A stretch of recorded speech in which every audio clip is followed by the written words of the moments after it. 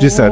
আপনি এখানে আবার জবাব শোনার জন্য এসেছেন নাকি আপনার মত জানাতে এসেছেন? আমি একটি সুস্থ আলোচনা চাই এবং যৌতুক সিদ্ধান্তে পৌঁছাতে চাই। এটা কোনো বিতর্ক প্রতিযোগিতা নয়। হ্যাঁ, একেবারে না। তাহলে আমার আপনি উত্তর বলুন। শুনুন, উত্তর শোনার পর আপনি মন্তব্য করতে পারেন। ও, ঠিক আছে। আমাকে শেষ করতে দিন। আপনি কথা যোগ করছেন, তার মানে আমার উত্তর আপনি শুনছেন। চালিয়ে যান। শুনুন মনোযোগ দিয়ে। জি, আপনার মনের মধ্যে মহাভারতের কাহিনী চলছে, কি করে শুনবেন? দয়া করে চালিয়ে যান। আপনি আপনার প্রশ্নের সময় কি আমি আপনাকে বাধা দিয়েছিলাম? দয়া করে চালিয়ে যান। আমি কি বাধা দিয়েছি? আপনি বাধা দেননি। দয়া করে চালিয়ে যান। সবকিছু লেখা আছে, প্রশ্ন করতে আসছেন, আমি কিভাবে বলেছি। আমি জবাব দিচ্ছি, শুনুন। হ্যাঁ, তাতে এটা কি? আমার জবাব। তাহলে কেন আপনি মন্তব্য করছেন? দয়া করে বলুন স্যার। দয়া করে বোঝার চেষ্টা করুন। আমাকে আপনার উত্তর বলুন। আমার উত্তর শুনলে আপনি বুঝতে পারবেন, অন্যথায় লাখ লাখ মানুষ বুঝলেও আপনি একই প্রশ্নই করে যাবেন। আমি একজন চিকিৎসক। এক ব্যক্তি একা দুটো বিষয়ের প্রতি মনোযোগ দিতে পারে না। উত্তর শুনুন, উত্তর দেওয়া হলে আর সমস্যা থাকবে না। তাহলে আপনাকে বুঝতে হবে, আপনি মানবতার কথা বলছেন। আপনি প্রথমেই বলেছেন আমার ধর্ম জানতে চাইবেন না, পরে আপনি বলছেন আমি মানবতার পক্ষে। সর্বপ্রথম আপনি আপনার দৃষ্টিভঙ্গি শনাক্ত করতে লজ্জিত, তারপরে আপনি মানবতার কথা বলছেন। আমি আপনার কাছে জানতে চাই, মানবতা নামের বইটি কে লিখেছেন? এরকম কোনো বই আছে কি? মানবতার কোনো দিক নির্দেশনা আছে? আমি আপনাকে বলছি, ভালো মানুষ না হয়ে একজন মুসলমান ভালো মুসলমান হতেই পারে না। সকলকে শুভ সন্ধ্যা এবং শুভ সন্ধ্যা ডক্টর নায়েক। আজ আমি এক মানুষ কথা বলছি মানবতার পক্ষে। এখানে ডক্টর নায়েক রয়েছে। আমরা আপনার নাম জানতে পারি? দয়া করে চিরাগ, এবং দয়া করে আমার ধর্ম জিজ্ঞাসা করবেন না। ডক্টর নায়েক, আপনি সম্ভবত মুসলিম পরিবারে জন্মগ্রহণ করেছেন, তাই আপনি মুসলমান, তাই আপনি সেটাই অনুমোদন করছেন। যদি আপনি হিন্দু পরিবারে জন্ম নিতেন তাহলে আজ আপনার হিন্দু ধর্ম হতে পারত। এক্ষেত্রে আমি মনে করি চরম জাতি কেন্দ্রিকতা থেকে আপনি ভাবছেন আপনার ধর্ম, সংস্কৃতি, বিশ্বাস ও ধারণা শ্রেষ্ঠ, তাই আপনি বলছেন যে শিখ অথবা আর্য সমাজ বা যে ধর্মেই প্রতিমা পূজা পরিত্যাগ করার কথা বলা হয়েছে সেটি আপনি সমর্থন করেছেন। আমার মতে একই জায়গায় ঘুরপাক না খেয়ে মানবতার ব্যাপক ধর্ম নিয়ে আমাদের আলোচনা করা উচিত। কোনো মন্তব্য কিংবা যুক্তি? ভাই, খুব সুন্দর একটা প্রশ্ন করেছেন। তিনি বলেছেন মুসলিম পরিবারে জন্ম নেওয়ার কারণে আমি ইসলাম ধর্ম অনুমোদন করছি। হতে পারতো আমি যদি হিন্দু পরিবারে জন্ম নিতাম তাহলে হিন্দু ধর্মই পছন্দ করতাম আমি, এবং আমি শিখ ধর্ম ও আর্য সমাজকে সমর্থন করি কারণ আমার দৃষ্টিভঙ্গির সঙ্গে তাদের মিল আছে এবং এর আশেপাশে আমি বিচরণ করছি। বরং আমার আরো বৃহৎ পরিসরে কথা বলা উচিত ছিল। খুব ভালো প্রশ্ন। হ্যাঁ ভাই, আমি আপনার সাথে একমত। 19 বছর বয়স পর্যন্ত আমি মুসলমান ছিলাম কারণ আমার পিতা মুসলমান ছিলেন। বয়স 19 বছর হওয়ার পর আমি তুলনামূলক ধর্ম অধ্যয়ন করা শুরু করলাম। এখন আমি ব্যক্তিগত পছন্দে মুসলমান। আর বিশ্বাস করেন, যদি আপনি ইসলামের চেয়ে ভালো কোনো ধর্ম আমাকে দেখাতে পারেন তাহলে আজই আমি সেই ধর্ম গ্রহণ করতে প্রস্তুত আছি। আজই। স্যার, আমি মানবতার ধর্মের কথা বলছি। ভাই, আমি বলবো জি জি আমি বলছি, যদি কেউ ইসলামের চেয়ে ভালো কোনো ধর্ম তা যুক্তি দিয়ে বৈজ্ঞানিক তথ্য দিয়ে প্রমাণ করতে পারেন তাহলে আমি গ্রহণ করতে প্রস্তুত আছি। আপনি বলছেন মানবতার কথা। কে মানবতার নামে গ্রন্থ রচনা করেছেন? মহাত্মা গান্ধী। কে লিখেছেন? আপনি জানেন একজন মুসলমান ভালো মুসলমান হতে পারবেন না যদি তিনি ভালো মানুষ না হন। সে কথা সব ধর্মেই বলে। ভাই, সব ভাই, ধর্মে আমাকে বলে। শেষ করতে দেন। শেষ করতে দেন। জি স্যার। আপনি এখানে আবার জবাব শোনার জন্য এসেছেন নাকি আপনার মত জানাতে এসেছেন? আমি একটি সুস্থ আলোচনা চাই এবং যৌতুক সিদ্ধান্তে পৌঁছাতে চাই। এটা কোনো বিতর্ক প্রতিযোগিতা নয়। হ্যাঁ, একেবারে না। তাহলে আমার আপনি উত্তর বলুন। শুনুন, উত্তর শোনার পর আপনি মন্তব্য করতে পারেন। ও, ঠিক আছে। আমাকে শেষ করতে দিন। আপনি কথা যোগ করছেন, তার মানে আমার উত্তর আপনি শুনছেন। চালিয়ে যান। শুনুন মনোযোগ দিয়ে। জি, আপনার মনের মধ্যে মহাভারতের কাহিনী চলছে, কি করে শুনবেন? দয়া করে চালিয়ে যান। আপনি আপনার প্রশ্নের সময় কি আমি আপনাকে বাধা দিয়েছিলাম? দয়া করে চালিয়ে যান। আমি কি বাধা দিয়েছি? আপনি বাধা দেননি। দয়া করে চালিয়ে যান। সবকিছু লেখা আছে, প্রশ্ন করতে আসছেন, আমি কিভাবে বলেছি। আমি জবাব দিচ্ছি, শুনুন। হ্যাঁ, তাতে এটা কি? আমার জবাব। তাহলে কেন আপনি মন্তব্য করছেন? দয়া করে বলুন স্যার। দয়া করে বোঝার চেষ্টা করুন, আমাকে আপনার উত্তর বলুন। আমার উত্তর শুনলে আপনি বুঝতে পারবেন, অন্যথায় লাখ লাখ মানুষ বুঝলেও আপনি একই প্রশ্নই করে যাবেন। আমি একজন চিকিৎসক, এক ব্যক্তি একা দুটো বিষয়ের প্রতি মনোযোগ দিতে পারে না। উত্তর শুনুন, উত্তর দেওয়া হলে আর সমস্যা থাকবে না। তাহলে আপনাকে বুঝতে হবে আপনি মানবতার কথা বলছেন। আপনি প্রথমেই বলেছেন আমার ধর্ম জানতে চাইবেন না, পরে আপনি বলছেন আমি মানবতার পক্ষে। সর্বপ্রথম আপনি আপনার দৃষ্টিভঙ্গি শনাক্ত করতে লজ্জিত, তারপরে আপনি মানবতার কথা বলছেন। আমি আপনার কাছে জানতে চাই মানবতা নামের বইটি কে লিখেছেন? এরকম কোনো বই আছে কি? মানবতার কোনো দিক নির্দেশনা আছে? আমি আপনাকে বলছি ভালো মানুষ না হয়ে একজন মুসলমান ভালো মুসলমান হতেই পারে না। সব ধর্ম বলে না। আমি বলার জন্য দুঃখিত যে আপনি অন্যান্য ধর্মগ্রন্থ অধ্যয়ন করেননি। আমি আপনাকে বলতে পারি, আমি উদ্ধৃতি দিতে পারি বেদ থেকে, অন্য হিন্দু ধর্মগ্রন্থ থেকে, বাইবেল থেকে উদ্ধৃতি দিতে পারি যেগুলো মানবতার বিরুদ্ধে যায়। আমি অন্য ধর্মের সমালোচনা করতে আসিনি। যদি আপনি কোনো ধর্ম অধ্যয়ন করে না থাকেন তাহলে দয়া করে আমি কিছু বলবেন না যে ব্যাপারে আপনার জ্ঞান নেই। কোরআনে বলা হয়েছে ফাসআলু আহলে যিকরি ইন কুনতুম লা তা'লামুন। সূরা নাহল অধ্যায় 16 আয়াত নম্বর 43, সূরা আম্বিয়া অধ্যায় 21 আয়াত নম্বর 7। আপনি তুলনামূলক ধর্ম বিষয়ের ছাত্র নন, তাই না জেনে কোনো মন্তব্য করবেন না। আমি বাইবেল থেকে উদ্ধৃতি দিতে পারি যা মানবতার বিরুদ্ধে। আমি আপনাকে চ্যালেঞ্জ করছি, কোরআন থেকে এমন একটা আয়াত বের করেন, নবী মুহাম্মদ সাল্লাল্লাহু আলাইহি সাল্লামের এমন কোনো বাণী বের করেন যা মানবতার বিরুদ্ধে যায়। সুতরাং এমন কথা বলবেন না সব ধর্মে বলা হয়েছে। দুঃখিত, আপনার জানাশোনা বড়ই দুর্বল। আমি আপনাকে যা বলার চেষ্টা করছি, মানবতা মানে ঠিক আছে, আপনি কেবল স্ট্যান্ডার্ড 2-3 তে আছেন। আর আমি যা বলছি তা কেবল স্কুল পাস নয়, কেবল স্নাতক পাস নয়, বুঝতে হবে স্নাতকোত্তর পাস হতে হবে আপনাকে। ইসলাম মানে উচ্চ পর্যায়ে, কেবল মানবতার কোনো পর্যায়ে নেই। ভালো মানুষ না হলে কোনো মুসলমান ভালো মুসলমান হতে পারবে না। আমি আপনাকে চ্যালেঞ্জ করছি, ইসলামের এমন একটা দিক আপনি বলতে পারেন যা মানবতার বিরুদ্ধে যায়। যৌক্তিক পটভূমি, যৌক্তিক কারণ আপনার জানা না থাকতে পারে ইসলাম কেন এমন অনুশাসন জারি করলো, আর আপনি ভাবতে পারেন সেটা মানবতার বিরুদ্ধে। ঠিক যেমন আপনারা বলেন ডাক্তার আমাকে ইঞ্জেকশন দিচ্ছে, ইঞ্জেকশনে যন্ত্রণা দিচ্ছে, ওই ইঞ্জেকশন তো আপনার ভালোর জন্য। আপনারা বলেন ডাক্তার আমার পেট কেটে ফেলেছেন, তিনি তো পেট কেটেছেন আপনার জীবন বাঁচানোর জন্য। সুতরাং ডাক্তার যা জানেন আপনি তা জানেন না। যদি আমার জন্য দুটো পছন্দ থাকে, স্ট্যান্ডার্ড 2 কিংবা 3 পাস করা অথবা স্নাতকোত্তর কোর্স করা, সেক্ষেত্রে আমি স্নাতকোত্তর কোর্সই করব। কেন মাত্র স্ট্যান্ডার্ড 2-3? মানবতা ভালো, কিন্তু ইসলাম তার চেয়ে অনেক বেশি ভালো। আপনার প্রশ্নের ব্যাপারে বলতে গেলে, আমি মুসলিম পরিবারে জন্ম নিয়েছি বলে আমি ইসলামকে অনুমোদন করছি। আমি আপনাকে বলছি, আপনাকে চ্যালেঞ্জ করছি, যদি কেউ আমাকে প্রমাণ দিতে পারে অন্য যে কোনো ধর্ম, আমি প্রধান ধর্মগুলো বেশিরভাগই অধ্যয়ন করেছি এবং আমার মনে হয় ইসলাম সবচেয়ে যুক্তিগ্রাহ্য, মানুষের সবচেয়ে সেরা ধর্ম মানবতার। এটাই একমাত্র ধর্ম যাতে মানবতার জন্য সমাধান রয়েছে। আল্লাহ বলেন সূরা আলী ইমরান অধ্যায় নম্বর 3 আয়াত নম্বর 19, ইন্নাদ দীনা ইনদাল্লাহিল ইসলাম। সর্বশক্তিমান ঈশ্বরের কাছে একমাত্র গ্রহণযোগ্য ধর্ম ইসলাম। আর আপনার জানার জন্য বলছি, আপনার যুক্তি অত্যন্ত নাজুক। আপনি কি জানেন আমাদের 30 জনেরও বেশি আলেমের মধ্যে যারা বিশ্বের বিভিন্ন দেশের নাগরিক, তাদের 10 জনেরও বেশি মুসলিম পরিবারে জন্মগ্রহণ করেননি? আপনি কি তা জানেন? আমি এটা উত্তর জানতে চাই আপনার কাছে, আপনি কি জানেন এই মঞ্চে বক্তৃতা দানকারী 30 জনের মধ্যে 10 জনেরও বেশি মুসলিম হিসেবে জন্মগ্রহণ করেননি? আপনি জানেন? হ্যাঁ, আমি হতে পারি। আমি আপনাকে জিজ্ঞেস করছি, আপনি কি তা জানেন? না, হ্যাঁ আমরা অথবা জানি না না। বলেন। তাহলে আপনার পুরো যুক্তি তো অসার। বিশ্বের বিভিন্ন দেশের 30 জন বক্তার মধ্যে 10 জনের বেশি আমেরিকান, 4-5 জন কানাডার, কয়েকজন ইউকের, মালয়েশিয়ার আছেন, সৌদি আরবের, সংযুক্ত আরব আমিরাতের, সোমালিয়ার এবং সুদানের বক্তা রয়েছেন, এবং এদের মধ্যে 10 জনেরও বেশির জন্ম অমুসলিম পরিবারে। তারা বেড়ে ওঠার পর কেউ কিশোর বয়সে গ্রহণ করেছেন ইসলাম, কেউ 20-এর কোঠায় গ্রহণ করেছেন ইসলাম, কেউ বা 30-এর কোঠায় গ্রহণ করেছেন। আর আল্লাহ তাদের হেদায়েত দান করেন, তারা নিজেদের পছন্দে মুসলিম হয়েছেন। সুতরাং আপনার যুক্তি মুসলিম পরিবারে জন্মগ্রহণের কারণে আমি ইসলাম পছন্দ করি, এসব লোক জন্মগ্রহণ করেননি মুসলিম পরিবারে, তারা খ্রিস্টান পরিবারে জন্মেছেন, তারা অমুসলিম পরিবারে জন্ম নিয়েছেন, তারা ইসলাম পছন্দ করেছেন। কেন? কারণ তারা অধ্যয়ন করেছেন, তারা অন্যান্য ধর্ম অধ্যয়ন করেছেন এবং বুঝতে পেরেছেন ইসলাম জীবনের শ্রেষ্ঠ পন্থা। আমি আপনাকে অনুরোধ করছি, আপনি মানবতা সম্পর্কে পড়েন, ইসলাম সম্পর্কে জানেন এবং বের করতে চেষ্টা করেন ইসলামের কোন বিষয়টা মানবতার বিরুদ্ধে যায়। তাহলে আপনি জানতে পারবেন সবচেয়ে ভালো ধর্ম। আমি আপনার ধর্ম সম্পর্কে জিজ্ঞেস করছি না, আমি আপনাকে সর্বোত্তম ধর্মটা গ্রহণ করতে বলছি। এবং জীবনের সর্বোত্তম পথ, মানবতার একমাত্র সমাধান হচ্ছে ইসলাম। ধন্যবাদ। হ্যাঁ বোন, পেছনের দিকে। আসসালামু আলাইকুম। আমার দুটি প্রশ্ন আছে।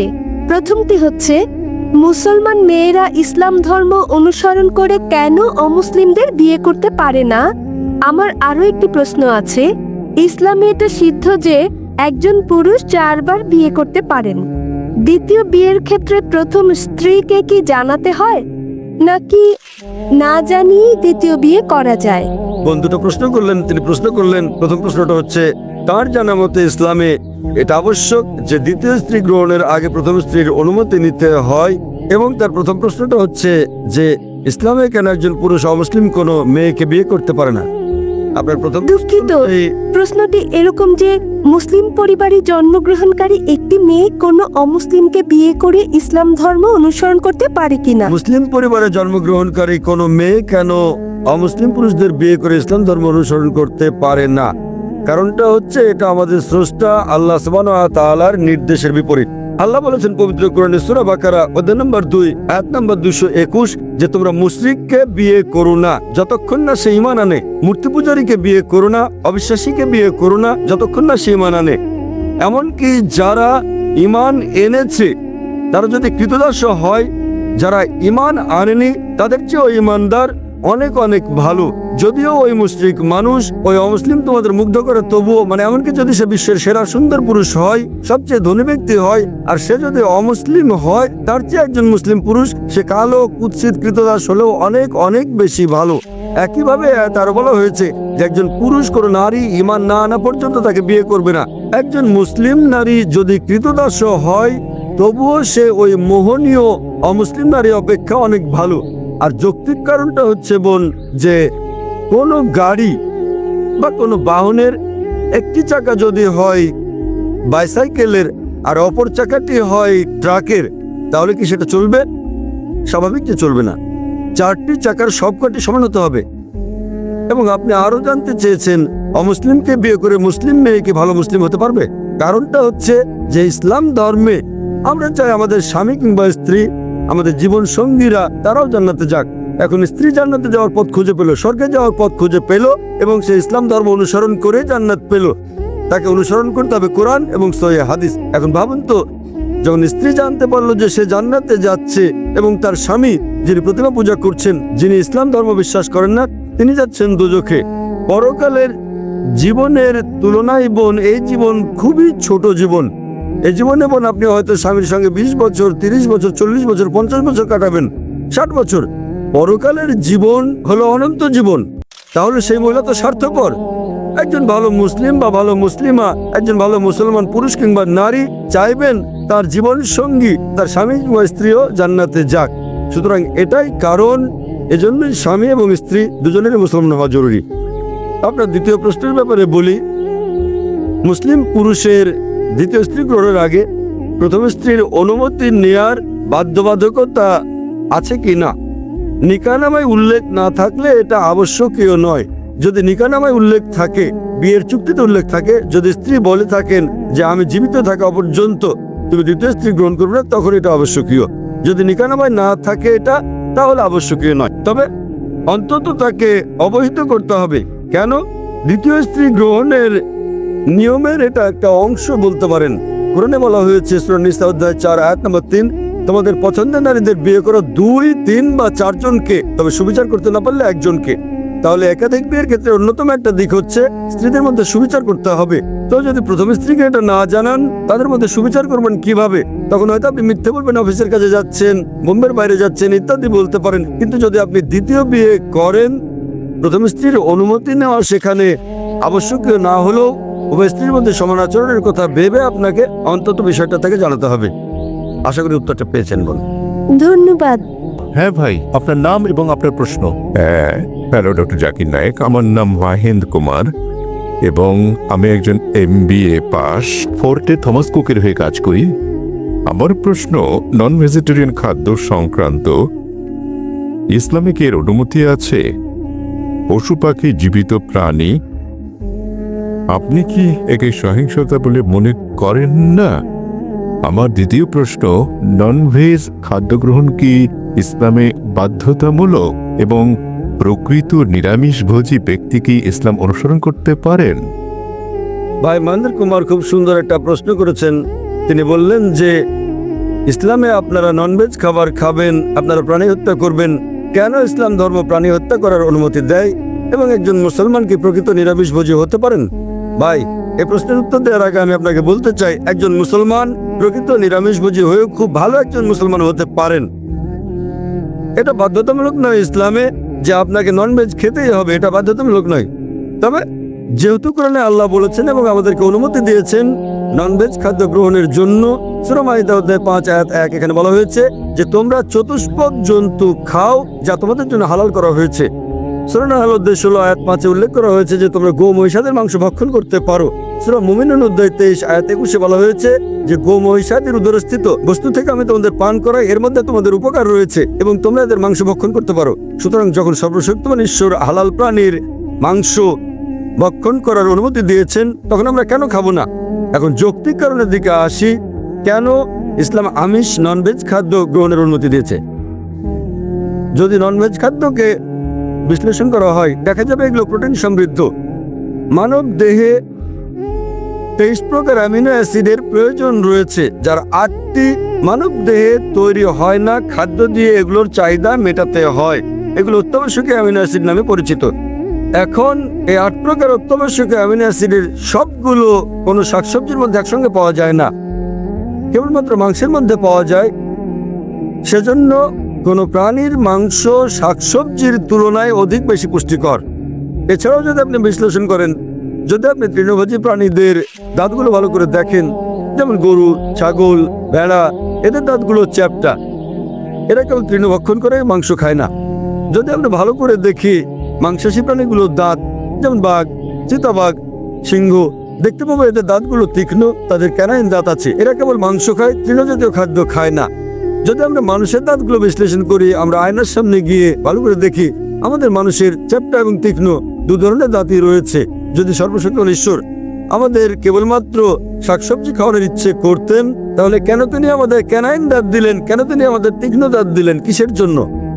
স্বাভাবিকভাবে বোঝা যায় প্রাণীজ খাবার খাওয়ার জন্য, মাংস খাওয়ার জন্য।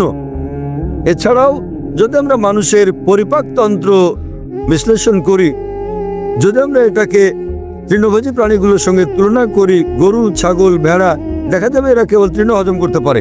মাংসাশী প্রাণী বাঘ, চিতাবাঘ, সিংহ, এদের পরিপাকতন্ত্র কেবল মাংস জাতীয় খাদ্য হজম করতে পারে, তারা তৃণ হজম করতে পারে না।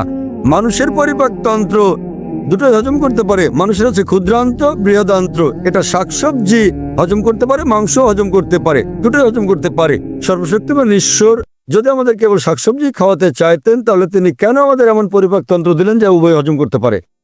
বিশ্লেষণে দেখা গেছে হিন্দুদের অনেকের ধারণা যে হিন্দু ধর্ম মাংস জাতীয় খাদ্য খাওয়া নিষিদ্ধ করেছে। প্রকৃতপক্ষে যদি আপনি পড়েন, মনুস্মৃতিতে উল্লেখ আছে অধ্যায় নম্বর 5 শ্লোক নম্বর 30, সর্বশক্তিমান ঈশ্বর খাদ্য হিসেবে কিছু প্রাণীকে সৃষ্টি করেছেন আর কিছুকে করেছেন খাদক। যেসব প্রাণীকে খাদ্য হিসেবে সৃষ্টি করা হয়েছে সেগুলো খেলে কোনো পাপ হবে না।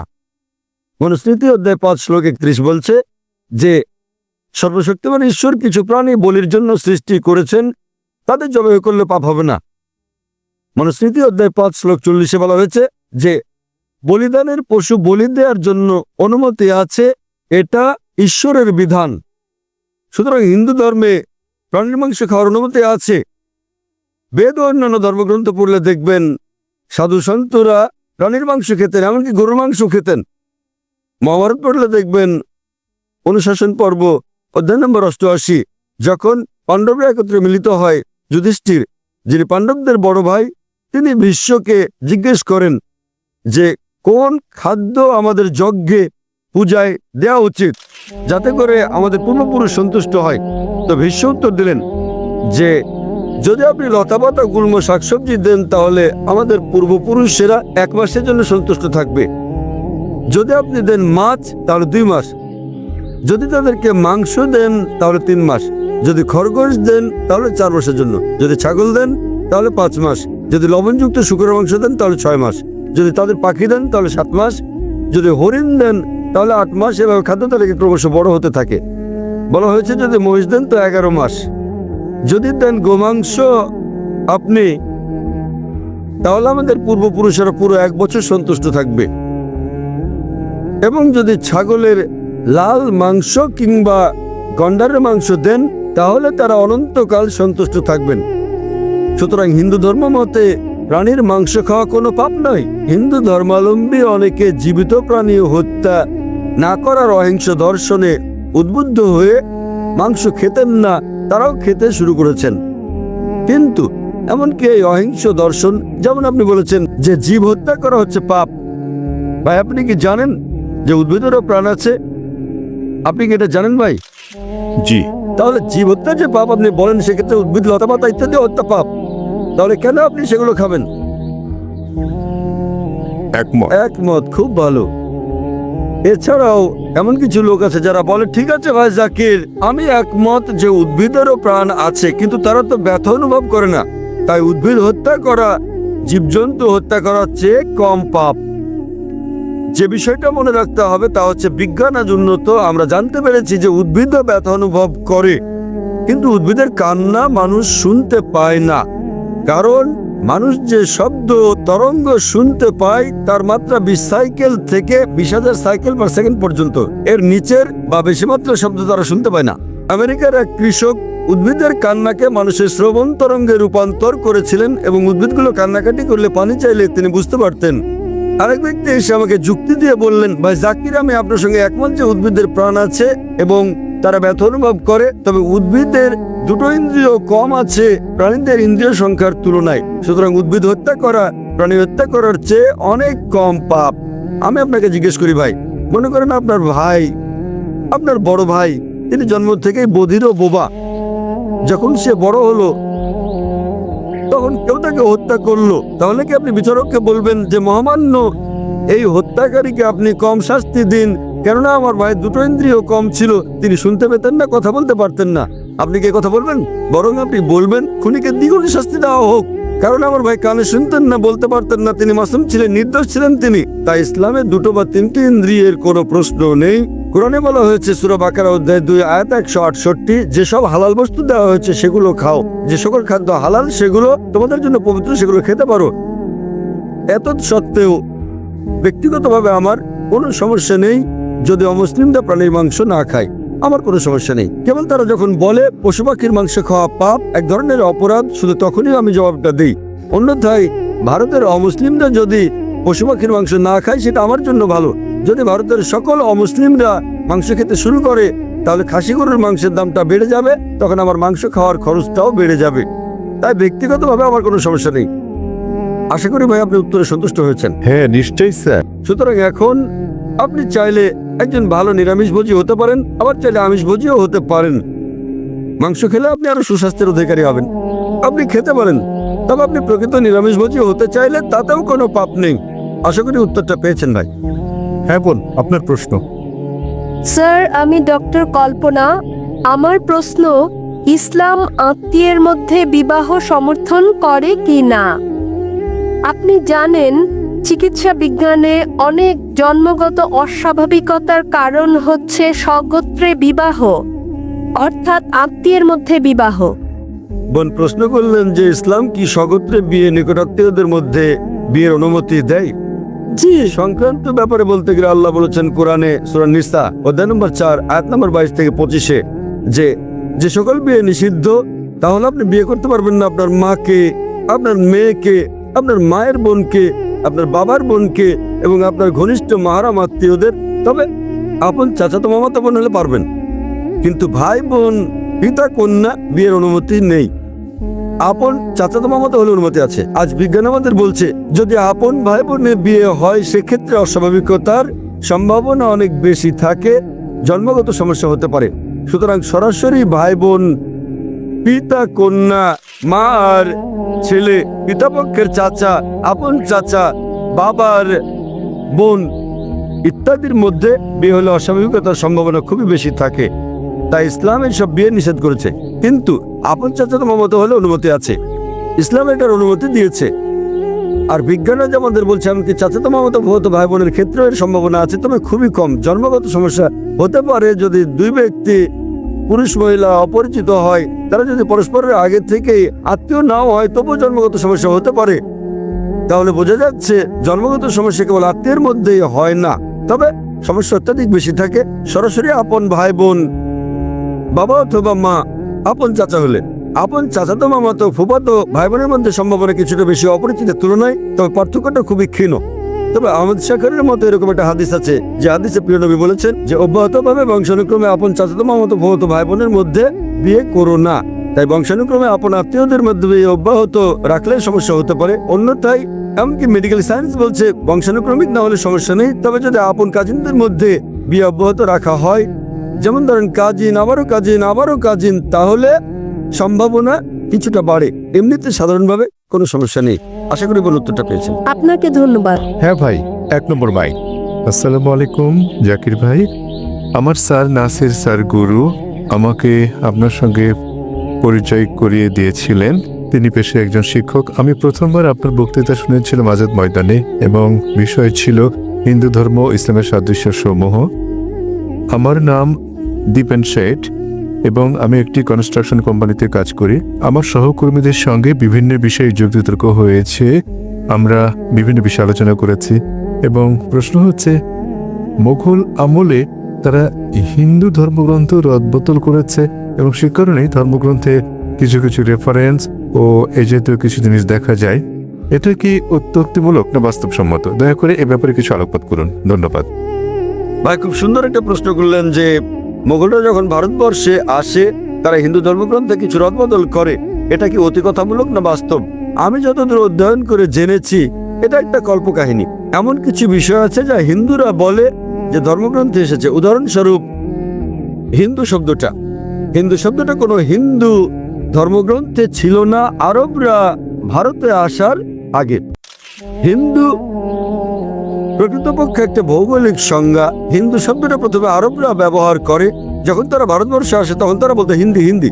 এমনকি বর্তমানেও আমি যখন সৌদি আরবে যাই তারা আমাকে বলে হিন্দি এসেছেন, আমি একজন হিন্দি মানে এটা একটা ভৌগোলিক সংজ্ঞা সিন্ধু উপত্যকায় বসবাসকারী জনগণের, এটা কোনো ধর্মীয় সংজ্ঞা নয়। সে কারণে জওহরলাল নেহরু বলেছেন হিন্দু শব্দটি আগে দেখা যায়নি হিন্দু ধর্মগ্রন্থে আরবরা ভারতবর্ষে আসার আগ পর্যন্ত। তবে প্রশ্নানুসারে মোগলরা হিন্দু ধর্মগ্রন্থে রদবদল করেছে। 1 নম্বর পয়েন্ট, এ ব্যাপারে আমি যতদূর জেনেছি মোগলরা হিন্দু ধর্মগ্রন্থে রদবদল করেনি। ঠিক, এখন যদি আমি আপনার সঙ্গে একমত হই যে মোগলরা হিন্দু ধর্মগ্রন্থে পরিবর্তন করেছে, তাহলে সেটা বাদ দিয়ে দেন, তাই তো করা উচিত নাকি? তা আপনি যদি একমত হন যে ধর্মগ্রন্থ পরিবর্তিত হয়েছে, তাহলে সেগুলো এখন ত্যাগ করুন। আপনারা কি পরিবর্তিত ধর্ম মানতে চান? বরং সেটা মেনে চলুন যেটা পরিবর্তিত হয়নি, এই কোরআন। তাহলে যদি আমি আপনার যুক্তির সঙ্গে একমত হই যে মোগলরা ধর্মগ্রন্থে পরিবর্তন করছে, সেগুলো ত্যাগ করুন। ধরুন আপনার কাছে 2 গ্লাস পানি আছে, 1 গ্লাস বিশুদ্ধ, অন্য গ্লাসে কেউ 1 ফোঁটা নর্দমার পানি মিশিয়ে দিল আপনার সামনেই। মেশানোর পর তো আর আলাদা করতে পারবেন না সেটা, সে পানি আপনি পান করবেন না। কেন? আপনি দেখতে পাচ্ছেন না। তবে যেহেতু আপনি দেখলেন ময়লা কালো রঙের ফোঁটা গ্লাসের পানিতে পড়লো, এখন আর আলাদা করতে পারবেন না, সেটাকে আপনি পান করবেন? এই গ্লাসের পানি আপনি পান করবেন? একবার যখন আমি দেখেছি তখন আর ভালো, কারণ আপনি যুক্তি মানেন। তাহলে যদি আপনার সঙ্গে আমি একমত হই যে মোগলরা হিন্দু ধর্মগ্রন্থ রদবদল করেনি, বাদ দেন সেটা, নির্ভেজাল ধর্মগ্রন্থ নিন, কোরআন। যদি আপনি বলেন হিন্দু ধর্মগ্রন্থ সমূহ পরিমার্জিত হয়নি, হিন্দু ধর্মগ্রন্থ বলছে, আপনাকে মানতে হবে কোরআন, নবী মুহাম্মদ সাল্লাল্লাহু আলাইহি ওয়াসাল্লামকে অনুসরণ করতে হবে। যদি তারা পরিমার্জন করে থাকে তাহলে সেটা বাদ দিয়ে কোরআন মেনে চলুন। আর যদি তারা পরিমার্জন না করে থাকে, সেক্ষেত্রে এই ধর্মগ্রন্থে বলা হয়েছে আপনাকে এক ঈশ্বরে বিশ্বাস করতে হবে। আমি যার উদ্ধৃতি দিয়েছি, তাছাড়া ধর্মগ্রন্থে আরো বলা হয়েছে আপনাকে শেষ ও চূড়ান্ত বার্তাবাহক নবী মুহাম্মদ সাল্লাল্লাহু আলাইহি ওয়াসাল্লামকে অনুসরণ করতে হবে। আমি হিন্দু ধর্মগ্রন্থ থেকে উদ্ধৃতি দিতে পারি যেখানে মুহাম্মদ সাল্লাল্লাহু আলাইহি ওয়াসাল্লামের কথা বলা হয়েছে। আপনি পড়ে দেখবেন হিন্দু ধর্মগ্রন্থ ভবিষ্য পুরাণ পর্ব 3 খণ্ড 3 অধ্যায় 3 শ্লোক 5 থেকে 8, এতে মুহাম্মদ সাল্লাল্লাহু আলাইহি ওয়াসাল্লামের কথা বলা হয়েছে। ভবিষ্য পুরাণ পর্ব 3 খণ্ড 3 অধ্যায় 3 শ্লোক 10 থেকে 27 মুহাম্মদ সাল্লাল্লাহু আলাইহি ওয়াসাল্লামের কথা বলছে। কুনটাব সুক্তাস পড়লে দেখবেন অথর্ববেদ বুক নাম্বার 20 হেম নাম্বার 127 স্তোত্র 1 থেকে 14 মুহাম্মদ সাল্লাল্লাহু আলাইহি ওয়াসাল্লামের কথা বলছে। আপনি পড়লে দেখবেন অথর্ববেদ বুক নাম্বার 20 হেম নাম্বার 21 স্তোত্র 6, অথর্ববেদ বুক নাম্বার 20 হেম নাম্বার 21 স্তোত্র 7 মুহাম্মদ সাল্লাল্লাহু আলাইহি ওয়াসাল্লামের কথা বলছে। ঋগ্বেদ বুক নাম্বার 1 হিম নাম্বার 53 স্তোত্র 9 মুহাম্মদ সাল্লাল্লাহু আলাইহি ওয়াসাল্লামের কথা বলা হয়েছে। যদি পড়েন সামবেদ অগ্নি মন্ত্র নাম্বার 64 মুহাম্মদ সাল্লাল্লাহু আলাইহি ওয়াসাল্লামের কথা বলা হয়েছে। এমনকি মুহাম্মদ সাল্লাল্লাহু আলাইহি ওয়াসাল্লামকে নাম ধরে উল্লেখ করা হয়েছে, তাকে বলা হয়েছে আহমদ, যার মানে যিনি প্রশংসা করেন। দেখুন সামবেদ উত্তরচিক মন্ত্র নাম্বার 1500, সামবেদ ইন্দ্র অধ্যায় নম্বর 2 মন্ত্র নম্বর 152, যজুর্বেদ অধ্যায় নম্বর 31 শ্লোক 18, ঋগ্বেদ বুক নম্বর 8 হিম নম্বর 6 মন্ত্র নম্বর 10, অথর্ববেদ বুক নম্বর 8 হেম নম্বর 5 মন্ত্র নম্বর 16, অথর্ববেদ বুক নম্বর 20 হেম নম্বর 126 মন্ত্র নম্বর 14। এমনকি তাকে উল্লেখ করা হয়েছে মোহাম্মদ নামে। তাকে বলা হয়েছে নরসংসা। নরসংসা মানে নর মানে মানুষ, সংসা মানে প্রশংসা, যিনি প্রশংসার যোগ্য, প্রশংসিত। আপনি নরসংসা শব্দকে আরবি করলে সেটা হবে মোহাম্মদ। তাকে নরসংসা হিসেবে মোহাম্মদ নামে উল্লেখ করা হয়েছে অনেক জায়গায়। ঋগ্বেদ বুক নম্বর 1 হেম নম্বর 13 মন্ত্র নম্বর 3, ঋগ্বেদ বুক নম্বর 1 হেম নম্বর 18 মন্ত্র নম্বর 9, ঋগ্বেদ বুক নম্বর 1 হেম নম্বর 106 মন্ত্র নম্বর 4, ঋগ্বেদ বুক নম্বর 1 হেম নম্বর 142 মন্ত্র নম্বর 3, ঋগ্বেদ বুক নম্বর 2 হেম নম্বর 3 মন্ত্র নম্বর 2, ঋগ্বেদ বুক নম্বর 5 হেম নম্বর 5 মন্ত্র নম্বর 2, ঋগ্বেদ বুক নম্বর 7 হেম নম্বর 2 মন্ত্র নম্বর 2, ঋগ্বেদ বুক নম্বর 10 হেম নম্বর 182 মন্ত্র নম্বর 2, যজুর্বেদ অধ্যায় 20 স্তোত্র 37, যজুর্বেদ অধ্যায় 21 স্তোত্র 31, যজুর্বেদ অধ্যায় 21 স্তোত্র 55, যজুর্বেদ অধ্যায় 20 স্তোত্র 37, যজুর্বেদ অধ্যায় 20 স্তোত্র 57, যজুর্বেদ অধ্যায় 28 স্তোত্র 2, যজুর্বেদ অধ্যায় 28 স্তোত্র 19, যজুর্বেদ অধ্যায় 28 স্তোত্র 42। আমি শুধুমাত্র হিন্দু ধর্মগ্রন্থে উল্লেখিত মুহাম্মদ সাল্লাল্লাহু আলাইহি ওয়াসাল্লামের আরো রেফারেন্স উল্লেখ করতে পারি। তাহলে আপনাদের ধর্মগ্রন্থ বলছে যে ঈশ্বর একজন, তোমরা কেবল তার উপাসনা করো এবং তোমাদেরকে অনুসরণ করতে হবে সর্বশেষ পয়গম্বরকে। এমনকি আপনাদের হিন্দু ধর্মগ্রন্থে বলা হয়েছে কল্কি অবতার, যা সর্বশেষ ও চূড়ান্ত নবী মুহাম্মদ সাল্লাল্লাহু আলাইহি সাল্লাম সম্পর্কে বলছে। বলা হয়েছে তার মায়ের নাম হবে সুমতি অর্থাৎ আমিনা, যা মুহাম্মদ সাল্লাল্লাহু আলাইহি সাল্লামের মায়ের নাম। হিন্দু ধর্মগ্রন্থে বলা হয়েছে তার পিতার নাম হবে বিষ্ণু ইয়াস মানে ঈশ্বরের গোলাম অর্থাৎ আব্দুল্লাহ, যা মুহাম্মদ সাল্লাল্লাহু আলাইহি সাল্লামের পিতার নাম। এতে বলা হয়েছে তিনি জন্মগ্রহণ করবেন সাম্বালায়, শান্তির স্থান অর্থাৎ মক্কায়। তিনি জন্মগ্রহণ করবেন মক্কার গোত্রপ্রধানের ঘরে। আর আমরা জানি তিনি জন্মগ্রহণ করেন কুরাইশ বংশে। তার 4 জন সঙ্গী থাকবে অর্থাৎ সাহাবীদের কথা বলা হয়েছে। আমি এরকম অনেক বলে যেতে পারবো এই কল্কি অবতার সম্পর্কে। তিনি আসবেন, তিনি হবেন সর্বশেষ পয়গম্বর নবী মুহাম্মদ সাল্লাল্লাহু আলাইহি সাল্লাম। আমি আপনার কাছে জানতে চাই ভাই, আপনি কি এক ঈশ্বরে বিশ্বাস করেন? হ্যাঁ।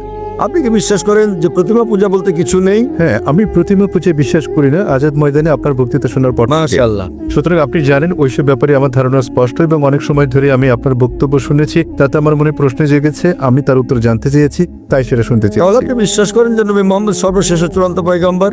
হ্যাঁ, আমি লা ইলাহা ইল্লাল্লাহু মুহাম্মাদুর রাসূলুল্লাহ বিশ্বাস করি। মাশাআল্লাহ। হ্যাঁ।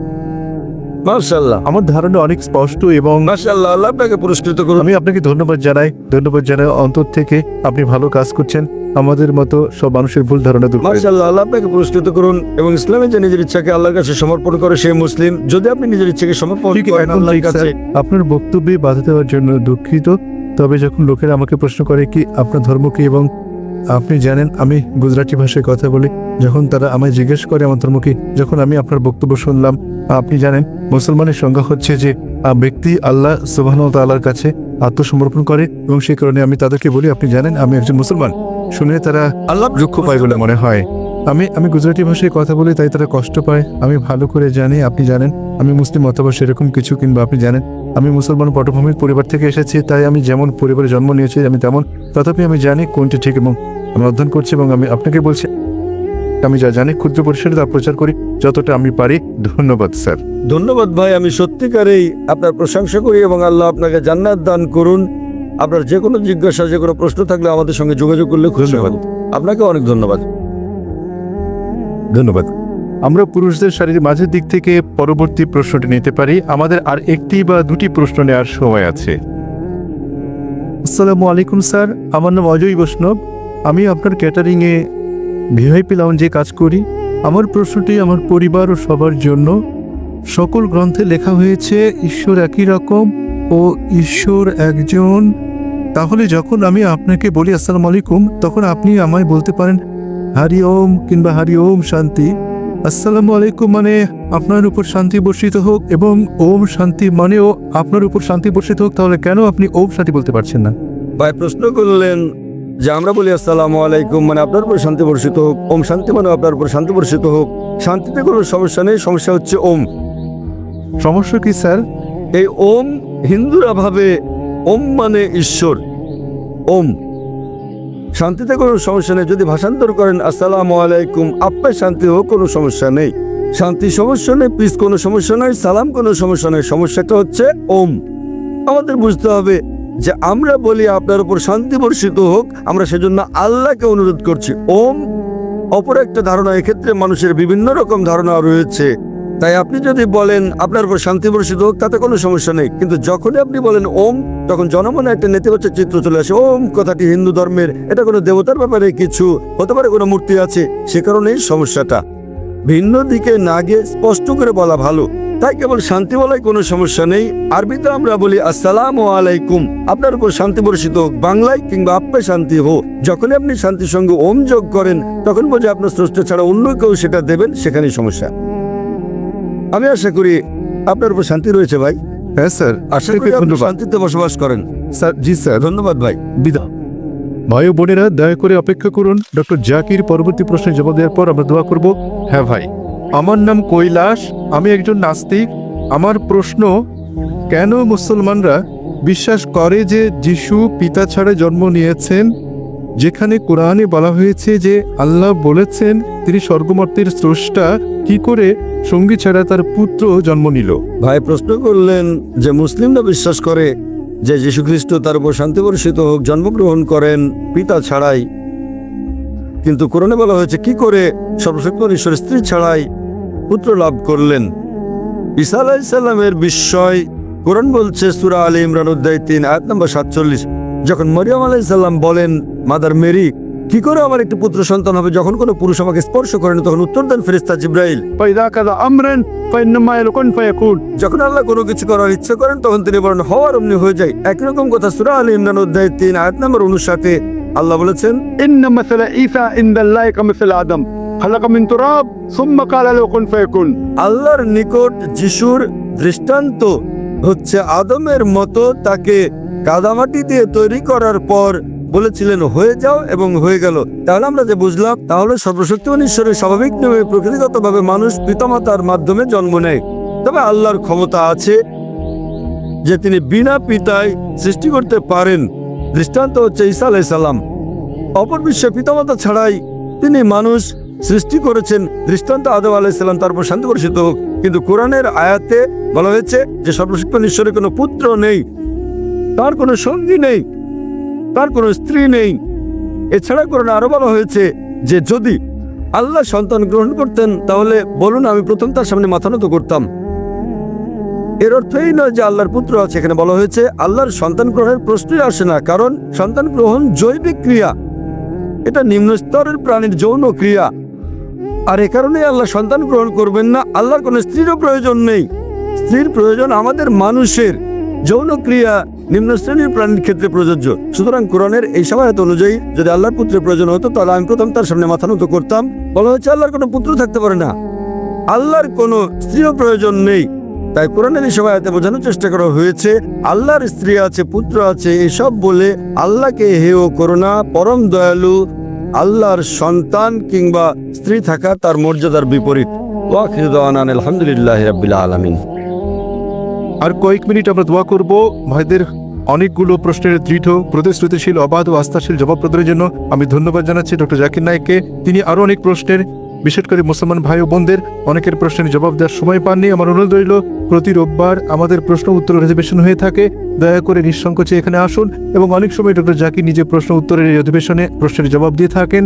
নিঃসংকোচে আসুন এবং আপনার প্রশ্ন জিজ্ঞাসা করুন, অথবা আপনি প্রশ্ন লিখে ইসলামিক রিসার্চ ফাউন্ডেশনে ইমেইলে পাঠাতে পারেন, অথবা আমাদের স্বেচ্ছাসেবকদের সঙ্গে যোগাযোগ করলে তারা আপনাদের ভালো দিক নির্দেশনা দেবেন। জাযাকাল্লাহ খায়ের সুন্দর বক্তব্যের জন্য। এখন আমরা আমাদের কারি, ইসলামের চমৎকার দায়, আপনারা তার পিতা রাজ্জাক ক্রিকেটের ব্যবসায়ী পুঁজিপতি আব্দুর রহমান আল বুখাতিরকে চেনেন। তারই পুত্র অত্যন্ত প্রসিদ্ধ কারি, আন্তর্জাতিক কাজের সম্পন্ন অন্যতম কারি ও দায়ী শেখ সালাহ আব্দুর রহমান আল বুখাতিরকে এই অধিবেশনের সমাপনী দোয়া পেশ করার আহ্বান জানাবো। ভাই ও বোনেরা, সংযুক্ত আরব আমিরাতের শেখ সালাহ আল বুখাতির।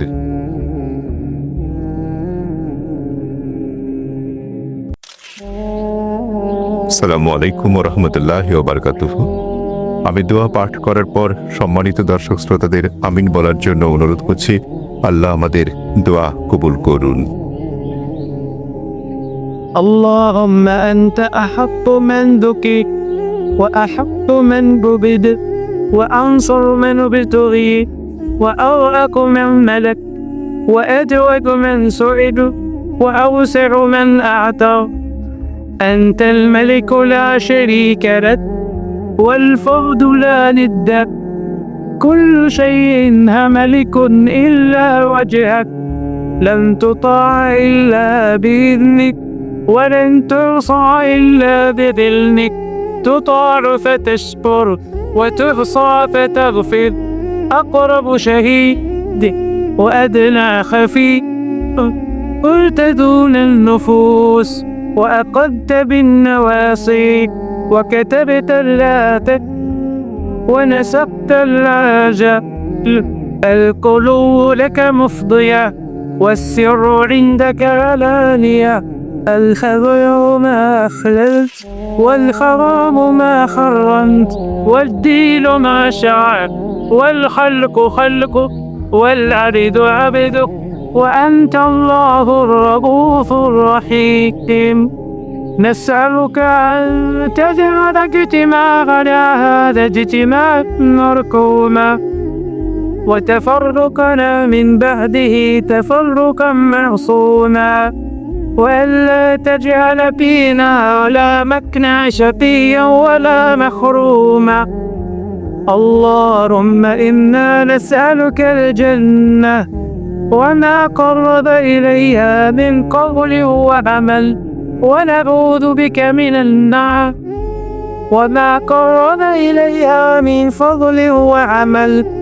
اللهم إنا نسألك من خير ما سألك منه نبيك محمد صلى الله عليه وسلم وعبادك الصالحون، ونعوذ بك من شر ما استعاذك منه نبيك محمد صلى الله عليه وسلم وعبادك الصالحون. اللهم اجعلنا وللمسلمين من كل هم فرجا، ومن كل ضيق مخرجا، ومن كل بلاء عافية. اللهم فرج هم المهمومين من المسلمين، ونفس كرب المكروب، وقض الدين عن المدين، واشف مرضانا ومرضى المسلمين برحمتك يا أرحم الراحمين.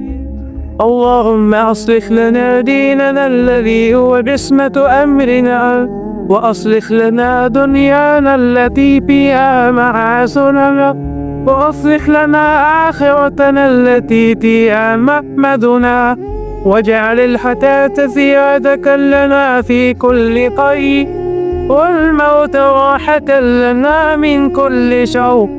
اللهم أعز الإسلام والمسلمين، اللهم أعز الإسلام والمسلمين، وأذل الشرك والمشرك، ودمر أعداء الدين، واجعل المسلمين في هذه البلاد آمنين مطمئنين، وفي سائر بلاد المسلمين.